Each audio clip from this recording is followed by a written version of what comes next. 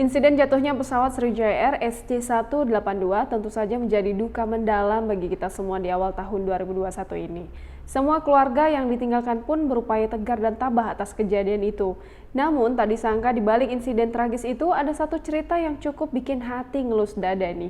Bisa-bisanya seorang suami tipu-tipu istrinya izin pergi ke Pontianak menggunakan pesawat Sriwijaya Air SJ182 padahal dia lagi enak-enak sama selingkuhannya. Alhasil, sang istri sudah menggelar tahlilan di rumah.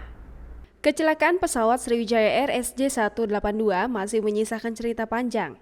Seperti diketahui, Sriwijaya Air SJ182 jatuh di perairan Kepulauan Seribu dalam penerbangannya dari Jakarta menuju Pontianak pada Sabtu 9 Januari 2021.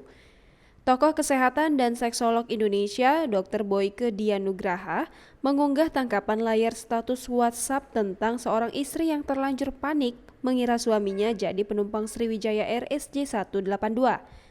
Dalam unggahannya, Dr. Boyke meminta saran soal kisah yang ia posting. Sementara dalam tangkap layar yang diunggahnya tertulis, ada bos besar bilang istrinya mau ke Pontianak naik Sriwijaya Air. Rupanya bukan ke Pontianak tapi ke Bali sama selingkuhan. Sekarang dia bingung mau pulang ke rumah gak tahu caranya. Di rumah sudah disiapkan tenda dan kursi untuk para tamu yang melayat dan menunggu jenazahnya. Sementara itu, Dr. Jason Leong dalam Twitternya juga membagikan kisah itu untuk warga Malaysia. Tribun Sumsel memberitakan pria yang berselingkuh atau yang disebut A ini merasa tidak bisa pulang karena rumahnya sudah dipasang tenda dan dipenuhi orang tahlilan.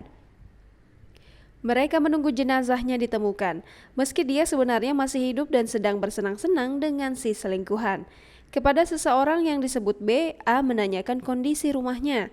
Namun B malah mengatakan rumah itu dipenuhi dengan wartawan yang menunggu untuk meliput berita. Karena A kebingungan, B memintanya untuk pasrah dan menerima balasan dari perbuatannya. Meski begitu, kabarnya Z bersyukur setelah mengetahui bahwa suaminya masih hidup, terlepas dari fakta bahwa ia diselingkuhi dan entah Z memaafkan A atau tidak.